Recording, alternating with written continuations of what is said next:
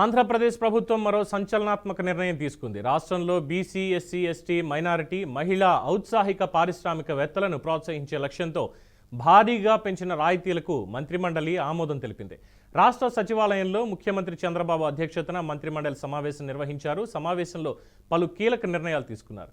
ప్రస్తుతం BC, SC, ST, minority, మహిళా ఔత్సాహిక పారిశ్రామికవేత్తలకు 35% ఉన్న పెట్టుబడి రాయితీని 45% పెంచుతూ ప్రభుత్వం నిర్ణయం తీసుకుంది. ఇప్పటి వరకు ఉత్పత్తి కార్యకలాపాలకు ఈ పెట్టుబడి రాయితీ ఇస్తుండగా ఇకపై రవాణా, లాజిస్టిక్స్కు సైతం 45% రాయితీ ఇవ్వాలని ఆంధ్రప్రదేశ్ ప్రభుత్వం నిర్ణయించింది.